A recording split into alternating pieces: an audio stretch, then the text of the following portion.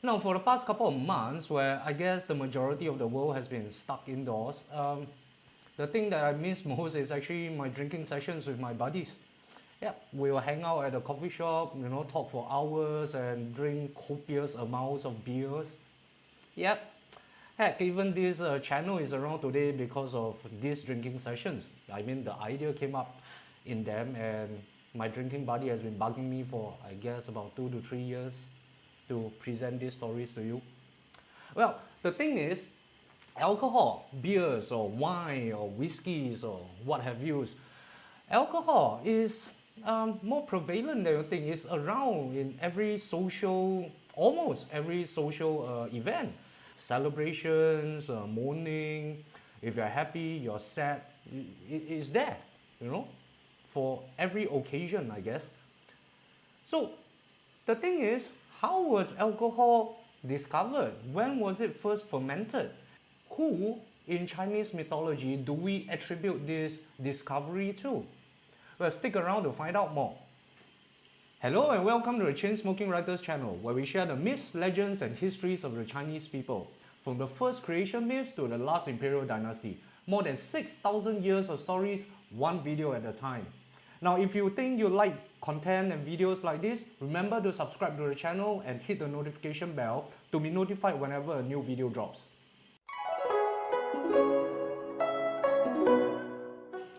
During Huang Ti's reign, huge advancements were made to the agricultural techniques and the production methods of food sources.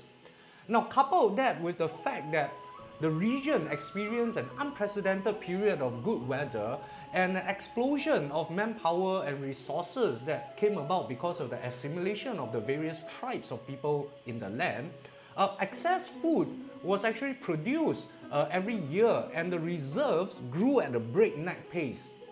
Now, during this time, a man named Du Kang was appointed by Huang Ti to be the Chief Minister of Agriculture and Reserves. Now, his job was the supervision of agricultural production and the storage of all the excess produce. Now, Du Kang was a hard-working man, and he was extremely meticulous, and he personally oversaw all the aspects of his job and made sure that things ran as smoothly as possible. However, due to the lack of proper knowledge or technology regarding storage at that time, coupled with the ever-burgeoning amount of the reserves that was being produced, all Du Kang was able to do was to put all this excess produce into caves that were meant for basic storage. Now, as we all know today, that the lack of proper ventilation and the dank, dark and humid conditions that were present in caves meant that, things would not really keep for a very long time. And therefore, all the grains and the reserves grew moldy, and they went bad after a relatively short period of time under Du Kang's care. As you can imagine, when Huang Ti found out that a good portion of the reserves actually went bad and had to be discarded, which made a huge dent in the economy of the society at that time, Huang Ti, of course, was furious at what happened. So Huang Ti did what every boss would do under the circumstances. Well, at least he didn't fire Du Kang straight out. Instead, Du Kang was demoted, all the way from Chief Minister of Agriculture and Reserves. Du Kang was demoted to the post of storage manager, I guess, or a warehouse manager. Now, thinking of the great contributions and inventions that his peers made, people like Lei Zhu or Chang Jie or even Ling Lun and Ning Feng, the demoted Du Kang felt even more depressed. I mean, not only did he not contribute any great inventions or discoveries that could better the lives of the people, he could not even hold on to his job. However, Du Kang did not let this demotion or event bog him down for too long. I mean, he sought himself out and he decided that, well, if storage manager is all I'm cut out to be, then I will strive to be the best storage manager in the land. I will make sure that nothing under my charge will ever go bad again. Now one day, as Tu Kang was wandering around in the woods, during his free time, he noticed there were a few dead trees standing around. And although the outsides of these trees look in perfect condition, the insides has all rotted out, thus forming a kind of a natural container. And Tu Kang had an idea. He thought that if I could store these excess grains inside these natural hollows and seal up the openings, that most probably will make the grains last longer. So he immediately got to work hollowing out the insides of these dead trees and cleaning them out to prepare them for use as storage. He then filled up these hollow tree trunks with the grains that he was charged with storing. Once he's done that, he sealed up all these tree holes. After all that was done, he looked at whatever he has completed and he felt pleased with himself. And after he had done a final round of inspection of these tree trunk containers, he left for the day and only came back a few days later for a next round of inspection just to make sure that nothing goes wrong. But what he found befuddled him. He found all these small to medium-sized animals, wild boars, small goats, deers, and rabbits, all collapsed around the tree trunks that he used as storage. And he could not explain it. And he thought they had all died around the trees. But upon closer examination, he realized that these animals were just sleeping soundly on the floor. Now, just as he was feeling confused about this whole incident, he noticed that there were another 2 goats that were licking around the sealed tree holes of another tree used as storage. And after a while of observation, he noticed that these goats started to stagger and walk around unsteadily after a while of licking. And before long, they just collapsed onto the ground into a deep sleep. When he went up to take a closer look at this tree trunk, he realized that there was some liquid that was seeping out of the seals. So he dabbed a bit of it and he tasted it. And he found that it was the most aromatic and delicious liquid that he had tasted. It was indescribable and unlike anything that he had tasted before. However, Tu Kang had to let out a cry of despair when he broke the seal to this tree hole. How was he going to answer to Huangdi? I mean, in modern parlance, he had only one job. So what happened? What happened was that he looked into the tree trunk and all he saw was that all the grains that were stored inside had turned into mush. Everything turned into mushy residue that is submerged in a clear liquid, which was what was leaking out of the tree hole. And the more he thought about it, the more desperate Tu Kang got. And in his despair, Tu Kang took a big scoop of the liquid with his hands and drank it all in a gulp. And after the first gulp, he wanted more, so he drank more. The more he drank from the tree trunk, the more he wanted to continue drinking. And before long, the sky started spinning and the land started to wobble under his feet. However, the sense of melancholy and despair and desperation that he felt so strongly just a moment before, all but dissipated from him.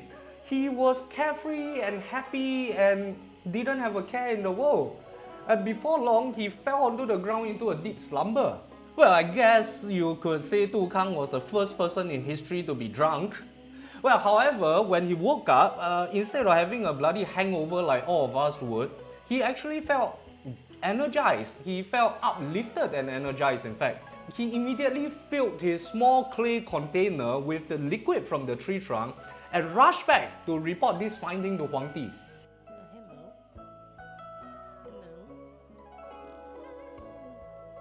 Now you can imagine the look on Huangdi's face when Tu Kang is reporting that he lost another batch of the reserves due to spoilage.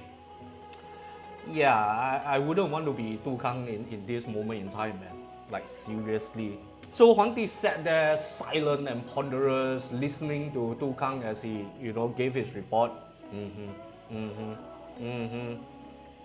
I imagine. But however, when he tasted the liquid that Tu Kang brought back, he couldn't help but exclaim that it was delicious. And so Huangdi instructed Tu Kang to bring back more of this liquid for further studies. Now, when Tu Kang came back with more of this mysterious liquid, Huangdi convened a council with the various chiefs of the various tribes and clans across the land. He shared this mysterious liquid with all of them to ask for their opinions on what they think it is and what could be done with it. Now, after the tasting session, well, I guess it was just an excuse to get everyone drunk, right? The convened chieftains and the leaders of the land all came to the consensus that this beverage is indeed extremely delicious and it had mythical qualities that could alter the state of mind of a person. And they came to the consensus that it is a sacred water and it would greatly please the gods and the spirits if it was to be used in worship rituals or sacrifices or other kinds of formal ceremonies. Now, having the consensus that it was a sacred liquid or sacred water, Huangdi then summoned Changjie to give a name for this new sacred liquid. And Changjie came up with the name Jiu, or wine or alcohol. And thus, that was the discovery or the invention of wine or alcohol. So out of this mishap, Tu Kang, I guess, accidentally discovered alcohol or wine, and it greatly pleased Huangdi. In fact, Huangdi was so pleased that he made Tu Kang the supervisor of wines. His only job now was to refine the processes and to produce wines for the people and for sacrifices and rituals. And when Tu Kang passed away, he ascended to the heavenly realms. And the Jade Emperor also appointed him as the official winemaker for the heavenly courts, literally making him the god of wines. Well, that was the story of Tu Kang and the discovery of alcohol. And if you like this story, remember to smash the like button. It'll really help the channel out. And now, let's move on to bonus facts. So instead of bonus facts, I guess we shall have a bonus story today instead. Now, after Tu Kang ascended to the heavenly realms and became the winemaker to the gods, he did a pretty good job of it, and although it was just a short time that passed in the heavens, thousands of years has passed on earth. And one day, the Queen Mother of the gods summoned Tu Kang to her and gave him a mission to come to the mortal realm to bring someone back to the heavens. So what happened was that the Queen Mother of the gods actually had a minor deity as an attendant of sorts back in the day.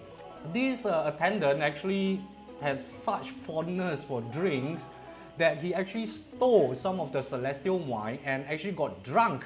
So in his drunkenness, he actually stumbled around and he broke some pieces of furniture in the Queen Mother's palace, and as punishment, he was sent down to the mortal realm and reincarnated as a human.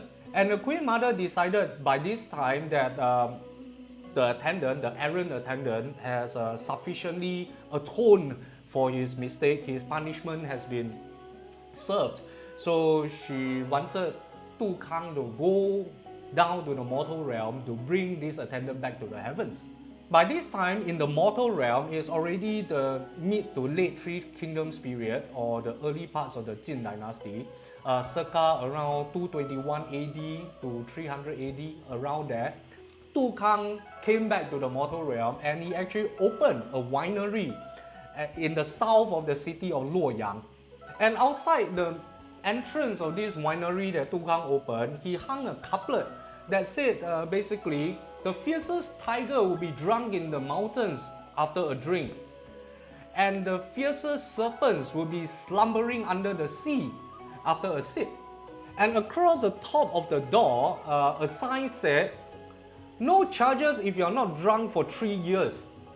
And who else but our errant deity attendant walked past this shop one day, and in this incarnation, he was a man named Liu Ling. And he walked past this Tu Kang's winery and he saw the couplet and the sign at the top of the shop. And he had to laugh because Liu Ling in this life was a very well-known drinker. In fact, he's so well-known that it is said that he has drunk every single form of conceivable alcoholic beverage from the East Coast to the Western Mountains, and he had never been drunk for more than half a day, not to mention any hangovers or whatever.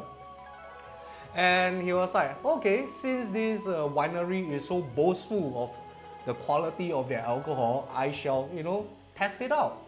And so Liu Ling walked in and he just ordered the drinks as he would. And even though Tu Kang in his human form tried to discourage Liu Ling from drinking too much, Liu Ling ignored him. And after the first sip, he was like, oh, the first drink is as sweet as honey. And after the second drink, he was, oh, this second sip is even sweeter than honey. However, by the time he took his third drink, the sky started to spin and he could feel that he was getting drunk. And not trying to underestimate the power of this alcohol, Liu Ling decided that, okay, it's enough, maybe I should leave. And he staggered his way out of the winery and back home. And once he reached home, he just collapsed into bed, and his alarmed wife tried to help him out and give him some tea and try to help him sober up. And while he was, almost dead drunk on his bed, he told his wife, oh, my dear wife, if I should die, please bury me with all the implements of drinking and all the best alcohol you can find. Put them all in my coffin and bury me together with my favorite beverages. And having said that, Liu Ling just knocked out and appeared to be dead, like no breath, no heartbeat, nothing, dead on his bed. And his distraught wife, in the throes of despair, buried Liu Ling according to his wishes, with all the drinking implements, with his favorite drinks and everything, buried together with him in his coffin. So 3 years later, after Liu Ling had apparently died, Tu Kang showed up at his house. And when Liu Ling's wife opened the door and asked Tu Kang what he wanted, Tu Kang simply said that 3 years ago your husband drank at my winery and he still hasn't paid me for the wine yet. You can imagine the reaction of Liu Ling's wife. I mean, of course she was angry, she was furious, just short of beating the living daylights out of Tu Kang. She was like, my husband died because he drank your wine, and now you have the cheek to show up at my front door to demand payment for the drink that killed my husband. And Tu Kang simply laughed it off and told her, nah, your husband is not dead, he's just been drunk. Come, bring me to his grave and I'll show you. So when they reached the gravesite, they dug up Liu Ling's coffin and they opened it up. And to their surprise, the body was not decomposed. In fact, Liu Ling looked even healthier than before he was buried. His face was ruddy, his clothes were still intact and neat and clean. Tu Kang just reached down, slapped him lightly on the face and started calling out to him, Liu Ling, time to wake up, time to wake up. And lo and behold, Liu Ling, the supposedly dead Liu Ling, just yawned deeply and stretched himself out. And the first thing that came out of his mouth, the first thing that he said was, great wine, awesome wine, that's the best wine I ever drank. And just as Liu Ling's wife was jumping with joy at seeing her beloved husband come back to life, 2 bolts of blinding golden light shot out from the sky. And when she turned around, she could see that Liu Ling and Tu Kang were both standing on clouds in the sky. And she shouted to them, where are you going? Where are you going? Don't leave me. And in response, Tu Kang threw down a 3-foot long piece of white cloth upon which was written, to know where your husband has gone, go pay your respects to the Queen Mother of the Gods. And after that, both Liu Ling and Tu Kang ascended and returned to the heavenly realms. Now, I hope you enjoyed this story as much as I did, and if you did, please smash the like button and remember to subscribe to the channel and hit the bell icon to be notified whenever a new video comes out. And if you would like to support me on Patreon or just connect with me on other social media platforms, all the links can be found in the description box below. You can just click there and you can connect with me. And if you have any comments, any feedback, or anything you want to say to me in general, just leave a comment below. I personally go through them and I respond to all the comments that I see in the comment section. So don't be shy, leave a comment. I would love to hear from you. I guess that's it for today. I will see you soon in the next episode.